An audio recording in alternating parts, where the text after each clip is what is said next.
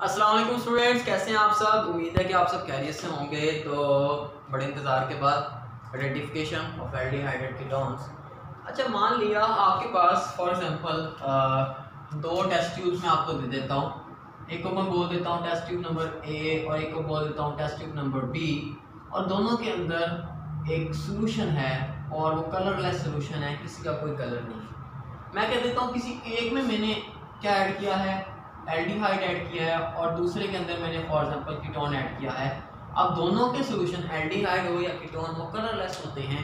मुझे ये बताएं कि किस टेस्ट ट्यूब के अंदर मैंने एल्डिहाइड ऐड किया है, किसके अंदर कीटोन, तो हम कैसे बताएंगे। क्या आसान लफ्जों के अंदर अगर मुझे किसी जगह पे देखना हो, किसी ऑर्गेनिक कंपाउंड में ये देखना हो कि एल्डिहाइड ग्रुप है या कीटोनिक ग्रुप है, कौन प्रेजेंट है, एल्डिहाइड या कीटोन, तो मैं कैसे डिटेक्ट करूँगा। तो डेफिनेटली इन सब कामों को करने के लिए मुझे कुछ आइडेंटिफिकेशन करनी पड़ेगी, और उसके लिए आइडेंटिफिकेशन के और भी बहुत सारे मेथड हैं। एक उनमें से मेथड हमारे पास ये है कि हम केमिकल टेस्ट करें, केमिकल टेस्टिंग करें किसकी, जो हमारे पास से चीज़ दी गई है। अब केमिकल टेस्टिंग कैसे होती है कि कुछ केमिकल रिएक्शन करवाएं या ऐसे केमिकल रिएक्शन करवाएं जो कि जिनके रिजल्ट में कोई ना कोई क्या बने, कलर बने, ताकि मैं उस कलर को देख के अंदाज़ा लगा लूँ कि ये रिएक्शन हुआ है या फिर नहीं हुआ। तो हम आज वही केमिकल टेस्ट को डिस्कस करने जा रहे हैं जो एल्डिहाइड और कीटोन्स की डिटेक्शन के लिए काम आ सकते हैं या फिर इन दोनों में फ़र्क करने के लिए काम आ सकते हैं। तो पहले एक टेबल बनाते हैं, उसके बाद उन टेस्ट को हम एक्सप्लेन करते हैं बड़े अच्छे से। आप टेबल सारे बना लीजिएगा, उसके बाद हम फर्दर टेस्ट को डिस्कस करेंगे और अंडरस्टैंड करने की कोशिश भी करेंगे। तो टेबल बनाए, सबसे पहला कॉलम बनाएंगे टेस्ट का नेम क्या है, उसके बाद आप कॉलम बनाएंगे कि आपके पास कौन सी टेस्ट देता है, मतलब एल्डिहाइड का बनाएं, तीसरा बनाएं कीटोन का, और चौथा बनाएं कि कलर क्या होता है। तो ये चार कॉलम आप बनाएं। अब याद रखिएगा ये बनाना इसलिए ज़रूरी है, इग्नोर ना कीजिएगा, क्योंकि आपके जो एंट्री टेस्ट है, कोई भी एंट्रेंस टेस्ट है दुनिया का कोई भी, चाहे वो यहाँ पे हो रहा है, इंडिया में हो रहा है या फिर यूरोप में हो रहा है, किसी जगह पे भी ये टेस्ट बड़ी इंपॉर्टेंट है। ओके, तो इसलिए इसको ज़रा गौर से समझिएगा और लिखिएगा, ये टेबल आपके बड़े काम आने वाला है।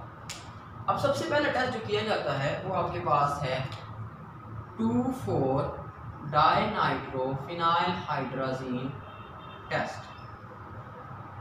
ओके, अब ये जो टेस्ट है ये एल्डिहाइड्स भी देते हैं, ये टेस्ट कीटोन्स भी देते हैं, और अगर इसके साथ रिएक्शन करवाया जाए एल्डिहाइड और कीटोन का, तो जो कलर बनता है वो आपके पास या तो होता है येलो या आपके पास बनता है रेड, ऑरेंज भी हो सकता है डिपेंडिंग ऑन द कंडीशन। एक तो टेस्ट ये यूज़ किया जाता है। अब ये जो टेस्ट यूज़ किया जाता है ये आपके पास most of the time use किया जाता है for the detection of carbonyl compounds, कि आपके पास कार्बोनाइल फंक्शनल ग्रुप प्रेजेंट है या फिर नहीं। ओके, मतलब ये कार्बोनाइल के लिए, मतलब एल्डिहाइड और कीटोन्स दोनों इससे डिटेक्ट हो सकते हैं, लेकिन इनमें डिफरेंस नहीं किया जा सकता इस टेस्ट को यूज़ करते हुए, क्योंकि उसके लिए ज़रूरी है कि एक टेस्ट दे और दूसरा ना दे। चलो आगे चलते हैं। आगे आपके पास है sodium bisulphite test. Okay, sodium bisulphite test. अब जब हम सोडियम बाइसल्फाइड टेस्ट की बात करते हैं, एल्डिहाइड जितने भी हैं सारे के सारे ये टेस्ट दे सकते हैं, लेकिन कीटोन सारी की सारी नहीं, सिर्फ वो वाली कीटोन जो कि छोटी हैं, स्मॉल कीटोन हैं, जिन्हें हम मिथाइल कीटोन्स भी कहते हैं, सिर्फ वो ये टेस्ट दे सकती हैं, बाकी ये टेस्ट नहीं दे सकती। ओके, अब इसमें जो कलर बनता है आपके पास वो बनता है वाइट। ओके, मतलब इस टेस्ट को फिर हम most of the time use करते हैं डिफरेंशिएट करने के लिए स्मॉल कीटोन्स को या मिथाइल कीटोन्स को फ्रॉम लार्ज कीटोन्स। ओके, तो ये टेस्ट उसकी टेस्टिंग के लिए यूज़ होता है, उनमें डिफरेंस के लिए, क्योंकि स्मॉल वाली देगी लार्ज वाली नहीं देगी कीटोन्स। अब समझते हैं इनको, ये वैसे दोनों टेस्ट हमने पढ़े हुए हैं, लेक्चर देख रहे हैं आप, सोडियम बाइसल्फाइड और DNPH वाला। नेक्स्ट टेस्ट है वो जो यूज़ किया जा सकता है, वो इम्पोर्टेंट है, जो आपके लिए नया है, that is the tolerance test. अब टॉलरेंस टेस्ट के बारे में क्या है कि टॉलरेंस टेस्ट सिर्फ और सिर्फ आपके पास एल्डिहाइड दे सकते हैं, कीटोन्स ये टेस्ट नहीं देते, और इसके दौरान जो आपके पास चीज़ बनती है, कलर तो नहीं बनता, इसमें आपके पास बनता है सिल्वर मिरर, उससे हमें पता चल जाता है कि हमारे पास कोई एल्डिहाइड प्रेजेंट है। अब क्योंकि ये कीटोन रिएक्शन नहीं दे रहे, एल्डिहाइड सिर्फ दे रहे हैं, तो मतलब इनको आप एल्डिहाइड्स और कीटोन्स इनके दरमियान फ़र्क करने के लिए इस टेस्ट को आप यूज़ कर सकते हैं। अंडरस्टैंड? अच्छा जी, सिमिलरली आगे चलते हैं, एक्सप्लेन करेंगे इनको फर्दर, परेशान नहीं होना, बस इसको नोट कर लें। अगला जो आपने लेक्चर सुनना है वो इस टेबल को सामने रख के सुनना है। टॉलरेंस टेस्ट हो गया, उसके बाद अब आपके पास अगला टेस्ट आता है, that is the Fehling test. अब फेलिंग टेस्ट के बारे में क्या है? फेलिंग टेस्ट भी सिर्फ और सिर्फ आपके पास एल्डिहाइड देते हैं, कीटोन्स कोई भी नहीं देते, चाहे छोटे हों या बड़े, ओके, वो नहीं देते। तो इसके दौरान जो बेटे जो कलर बनता है वो आपके पास है रेड। कौन सा? रेड, या ब्रिक रेड का वर्ड यूज किया। अब देखें ये भी कीटोन नहीं दे रहा, एल्डिहाइड दे रहा, मतलब इस टेस्ट को भी for the difference between aldehyde and ketones use किया जा सकता है। एक दे रहा है, एक नहीं दे रहा। अब फॉर एग्जांपल इसी तरह से अगला जो टेस्ट है आपके पास वो है बेनेडिक्ट टेस्ट। Benedict test. अब बेनेडिक्ट टेस्ट जो है वो भी आपके पास सिर्फ और सिर्फ एल्डिहाइड्स देते हैं, कीटोन्स कोई भी नहीं देते, और इसमें भी जो कलर बनता है वो रेड बनता है। मतलब इस टेस्ट को भी यूज किया जा सकता है for the detection of aldehydes and ketones, मतलब उनमें डिफरेंस के लिए। अंडरस्टैंड? तो डिफरेंस के लिए ये टेस्ट सारे यूज हो सकते हैं। ओके हो गया। आखिरी चीज, एक आखिरी टेस्ट बाकी है, उसको भी लिख लें। वो आपके पास है sodium nitrochloride. Sodium nitrochloride test होगा। अब ये ऐसा टेस्ट है जो एल्डिहाइड तो नहीं देते लेकिन कीटोन्स देते हैं। फिर वही बात होगी, एक दे रहा है दूसरा नहीं दे रहा। इसको हम यूज कर सकते हैं for the detection of ketones, मतलब अगर कीटोन इससे डिटेक्ट हो सकता है तो एल्डिहाइड और कीटोन के दरमियान फर्क हो सकता है, क्योंकि एल्डिहाइड वो टेस्ट नहीं देते। अब इसमें बेटे जो कलर बनता है आपके पास वो वाइन रेड बनता है। जैसे आपके पास सुरख शराब होती है वैसे ही इसका कलर बनता है, वाइन रेड कह लें, ऑरेंज रेड कह लें, तो आपके पास इस तरह कलर बनते हैं। तो ये आपके पास एक टेबल है। तो एल्डिहाइड और कीटोन में फ़र्क के लिए ये नीचे वाले 4 टेस्ट है। ओके, एल्डिहाइड और कीटोन की डिटेक्शन के लिए, मतलब कार्बोनाइल ग्रुप के लिए पहला टेस्ट है, और ये टेस्ट जो है ये छोटे कीटोन्स और बड़ी कीटोन्स में फ़र्क करता है। वैसे एल्डिहाइड और कीटोन दोनों ये रिएक्शन देते हैं, लेकिन कीटोन कौन से? स्मॉल वाले। ये टेबल नोट करें, नहीं नोट करना काम चोर हो स्क्रीनशॉट ले लो, कोई मसला नहीं। ओके चलो अब आगे चलते हैं। पहला, दूसरा, तीसरा, चौथा, पांचवा, आराम से टेस्ट सारे डिस्कस कर लेते हैं। तो पहला टेस्ट है सोडियम 2,4 डाइनाइट्रोफिनाइल हाइड्रोजीन टेस्ट। पढ़ा हुआ है आपने, लेकिन कोई बात नहीं, फिर पढ़ लेते हैं थोड़ा सा, मैं शॉर्टली एक्सप्लेन करूंगा। पहला टेस्ट जो है वो आपके पास है 2,4 डाइनाइट्रोफिनाइल हाइड्रोजीन टेस्ट। आपको पता है कि आपने एक रिएक्शन पढ़ा अमोनिया डेरिवेटिव वाला, उसमें ये था कि जब भी आप किसी कार्बोनाइल फंक्शनल ग्रुप का किसी भी अमोनिया के डेरिवेटिव से रिएक्शन करवाते हैं। अब यहाँ पे हमारे पास अमोनिया डेरिवेटिव क्या है? 2,4 डाइनाइट्रोफिनाइल हाइड्रोजीन। तो ये आपके पास हो गया आपका 2,4 डाइनाइट्रोफिनाइल हाइड्रोजीन। ये रिएक्शन पढ़ा था। इसमें जब भी रिएक्शन करवाएंगे, कोई अगर कार्बोनाइल कंपाउंड प्रेजेंट हुआ तो यहाँ पे आपके पास ये रिएक्शन करेंगे, H2O निकल जाएगा, और फिर आपके पास क्या बनेगा? फिर आपके पास बन जाएगा कुछ ये प्रोडक्ट। ओके, तो ये आपका है हाइड्रोजोन। ओके, और ये जो हाइड्रोजोन है बेटे, इसका कलर आपके पास होता है, कलर चेक करो टेबल में, कौन सा? येलो या फिर रेड, और हमें पता चल जाता है कोई एल्डिहाइड या कीटोन वहां पे प्रेजेंट है या फिर नहीं है। सिमिलरली अब दूसरा जो आपके पास है टेस्ट वो कैसा है? दूसरा टेस्ट आपके पास है NaHSO3 सोडियम बाइसल्फाइड टेस्ट। आप सोडियम बाइसल्फाइड टेस्ट आपने इस चैप्टर के शुरू ही पढ़ा था कि कोई भी अगर कार्बोनाइल कंपाउंड हमारे पास प्रेजेंट हो, मान लेते हैं कि हमारे पास है C+OH, और इसका हम रिएक्शन करवाते हैं जब भी NaHSO3 के साथ, तो आपने पढ़ा था कि आपके पास ये जो SO3 वाला नेगेटिव पोर्शन है ये कार्बन पे अटैक करता है, इलेक्ट्रॉन डेंसिटी आगे, और ये हाइड्रोजन ऑक्सीजन के साथ अटैच हो जाता है। तो उसके रिजल्ट में आपने पढ़ा था क्या बनता था? उसके रिजल्ट में कुछ ये बनता था कि O था वो OH में कन्वर्ट हो जाता था, और इधर लग जाता था आपके पास SO3Na, दैट ही सोडियम बाइसल्फाइड एडिशन प्रोडक्ट, और इसका कलर क्या होता था? वाइट। अब ये एल्डिहाइड और कीटोन दोनों टेस्ट दे सकते हैं, लेकिन कीटोन वो वाले हैं जो स्मॉलर हैं, क्योंकि अगर ये पीछे वाली साइड पे कुछ बड़े ग्रुप्स आ गए तो फिर ये जो SO3 है ये अटैक नहीं कर पाएगा, क्योंकि अटैक तो बैक साइड से होता है ना, इस साइड से बेसिकली शो कर रहा हूँ उस साइड से, लेकिन होता तो इस साइड से है ना। तो अटैक होता है बैक साइड से, तो फिर अगर बड़े ग्रुप हों तो फिर यहाँ पे इसको आगे अटैक नहीं करने देते, जिसकी वजह से बड़े कीटोन की रिएक्शन नहीं देते। तो छोटे कीटोन और बड़े कीटोन, मिथाइल और लार्ज कीटोन्स के दरमियान फर्क के लिए इस टेस्ट को यूज किया जा सकता है। चलो ये तो पढ़े हुए हैं, मेन टेस्ट की तरफ आते हैं जो कि सारे अगले हैं। ओके, अब आपका शॉर्ट क्वेश्चन आता है व्हाट इज टॉलरेंस टेस्ट या what is silver mirror test. अगला जो टेस्ट है उसको बोलते हैं टॉलरेंस टेस्ट या सिल्वर मिरर टेस्ट।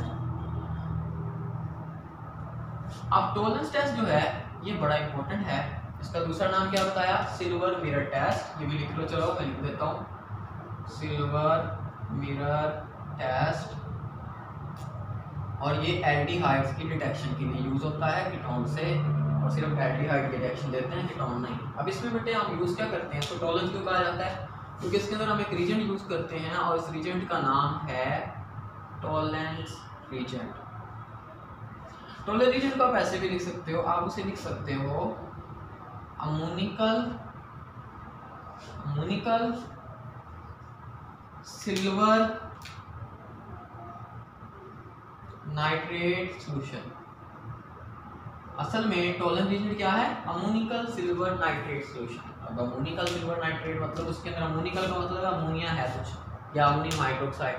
तो असल में जो टॉलरेंस रीजेंट होता है वो होता है दो चीज़ों का कॉम्बिनेशन। एक होता है उसके अंदर अमोनियम हाइड्रोक्साइड और दूसरी चीज़ उसके अंदर होती है वो होती है सिल्वर नाइट्रेट। इन दोनों चीज़ों का कॉम्बिनेशन जो होता है उसे हम फिर नाम दे देते हैं टॉलरेंस रीजेंट, और या इसको आप अमोनिकल सिल्वर नाइट्रेट सॉल्यूशन भी कहते हो। अब होता असल में ये है कि जब पहले ये अमोनियम हाइड्रोक्साइड और सिल्वर नाइट्रेट रिएक्शन करते हैं और एक कॉम्प्लेक्स बनाते हैं, और वो कॉम्प्लेक्स फिर आगे एल्डिहाइड के साथ रिएक्शन करता है और उसको ऑक्सीडाइज करता है, और मतलब इस तरह से ये रिएक्शन चलता है। अब चलिए तो इनके रिएक्शन से क्या प्रोड्यूस होगा? आपकी बुक की इक्वेशन स्टार्ट होने जा रही है। क्या है बेटे? सबसे पहले आप लेंगे AgNO3 और इसका सोल्यूशन। तो सोल्यूशन के अंदर जो आपके पास NH4OH होंगे वो रिएक्शन करेंगे पहले इसके साथ। क्या रिएक्शन होगा?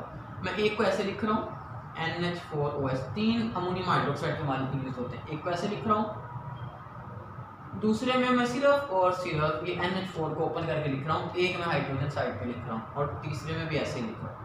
ये सिर्फ आप लोगों को समझाने के लिए है। अब होगा क्या?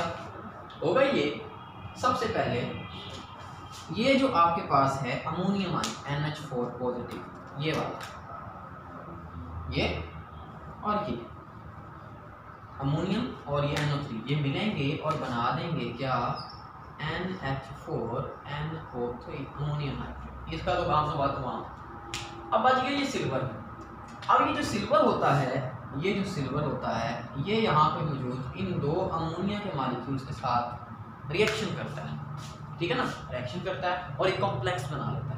क्या बनाता है? देखो जरा, ये बनाता है Ag और उसके साथ क्या आगे जुड़ के दो अमोनिया, ये दो अमोनिया, दो याद रखना, गलत कर देते हैं अक्सर ये, और इसके ऊपर आ जाता है +1 चार्ज। अब ये अमोनिया तो न्यूट्रल होता है, +1 सिल्वर पे होता है जो कि बाय कॉम्प्लेक्स, ये कॉम्प्लेक्स आयन बना देता है। समझ आती बात मेरी? ओके। अच्छा, अब बाकी क्या बच गया उस जगह पे? बाकी बच गए 2 हाइड्रोजन और 2 हाइड्रोक्साइड आयन, ये दो मिलते हैं और क्या बना देते हैं? 2 वाटर मॉलिक्यूल। मैं यहाँ लिख रहा हूँ कि 2 वाटर के मॉलिक्यूल्स। बाकी क्या बच गया? बाकी बच गया सिर्फ ये OH, ये नेगेटिव फॉर्म में होता है, तो फिर ये पॉजिटिव कॉम्प्लेक्स के साथ आकर जुड़ जाता है, और ये कुछ हम ऐसे लिख सकते हैं जो कि आपके बुक में लिखा हुआ है। तो सबसे पहले जब हमारे पास हम ये सोल्यूशन बनाते हैं अमोनिकल सिल्वर नाइट्रेट, तो ये दो चीज़ें ऐड की जाती हैं और ये कॉम्प्लेक्स बनता है। आगे यही कॉम्प्लेक्स जो है आगे फर्दर एल्डिहाइड के साथ रिएक्शन करेगा, और यही कॉम्प्लेक्स जो है आगे फिर ऑक्सीडेशन का प्रोसेस चलाएगा। मतलब उसको मैं अगर इधर लिख लूँ जरा, आप ऊपर जरा देखिएगा क्या होगा। अब आपके पास क्या बना हुआ है? आपके पास बना हुआ है AgNH3 ट्वाइस और है OH। ओके, अब ये सारा कुछ ना बेस के बैलेंस में हो रहा होता है।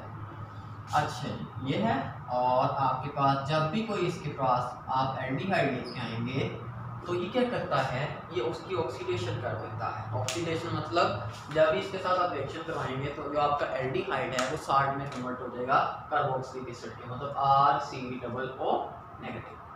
हमेशा जो भी होगा यहाँ पे वो इस फॉर्म में कन्वर्ट हो जाएगा। समझ आ रही है मेरी बात? एक बात बैलेंस बाद में करते हैं। जो भी यहाँ पे सिल्वर होगा वो अब यहाँ से बाहर आ जाएगा कुछ इस फॉर्म में, मतलब सिल्वर जो वहाँ पे +1 फॉर्म में था, यहाँ पे +1 है ना, तो यहाँ पे भी +1 है, जो +1 में था अब वो अपनी टॉपिक फॉर्म में आ गया। एक चीज़ ये होगी, पहली चीज़ क्या, एल्डिहाइड के साथ क्या होगा, ये बनेगा और सिल्वर बाहर आ जाएगा वैसे ही बिल्कुल मेटालिक फॉर्म में। और बाकी आपके पास वहाँ पे बच गया अमोनिया, अमोनिया गैस निकलेगी और साथ निकलेगा वाटर, ये होगा, ये याद रखिएगा।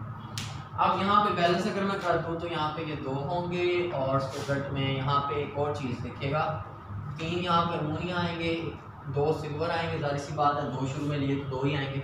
अब यहाँ पे 4 अमोनिया थे, 3 तो अमोनिया गैस के फॉर्म में निकल गए, एक इनमें से जो होता है ना वो यहाँ पे आके साल्ट को न्यूट्रलाइज कर देता है एसिड NH4 पॉजिटिव की फॉर्म में, मतलब अमोनियम साल्ट बन जाता है। तो ये इस तरह से बेटे आपके पास होता है। अब इस हमें कैसे पता चला एल्डिहाइड है, क्योंकि इसका तो कोई कलर नहीं होता, ये तो कलरलेस होता है, हमें पता चलता है इससे, क्योंकि जब ये रिएक्शन होता है सिल्वर निकल जाता है। मतलब अगर आपके पास ये टेस्ट ट्यूब है तो होता ये है कि जब टेस्ट रिएक्शन होता है तो टेस्ट ट्यूब के अंदर बनता है सिल्वर। अब वो जो सिल्वर होता है ना मेटल, वो जाके ऐसे जो टेस्ट ट्यूब की वॉल्स होती हैं ना, दीवारें होती हैं, उनके साथ जाके चिपक जाता है।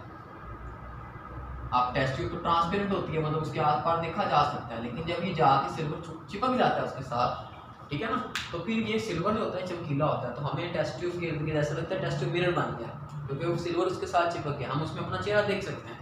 इसी वजह से तो इस टेस्ट को हम सिल्वर मिरर टेस्ट कहते हैं, क्योंकि इसमें क्या बनता है, सिल्वर का मिरर। वैसे भी जो हाई क्वालिटी के मिरर होते हैं वो सिंपल ट्रांसपेरेंट शीशा होता है, उसके पीछे सिल्वर की कोटिंग होती है, तो ये ऑटोमेटिकली हमारे पास ये काम हो रहा होता है, तो इसी प्रोसेस को हम यूज़ करते हैं। तो अगर सिल्वर मिरर टेस्ट होगा तो अगर सिल्वर बन रहा है और सिल्वर मिरर बन रहा है तो इसका मतलब है आपके पास वहाँ पे कोई एल्डिहाइड प्रेजेंट है। अब ये शॉर्ट क्वेश्चन के तौर पे आता है, तो ये आपका हो गया टॉलरेंस रीजन टेस्ट या फिर टॉलरेंस टेस्ट या फिर सिल्वर मिरर टेस्ट। अब रह गया फैलिंग और मैग्नेटिक, उसको भी जल्दी से खत्म करते हैं।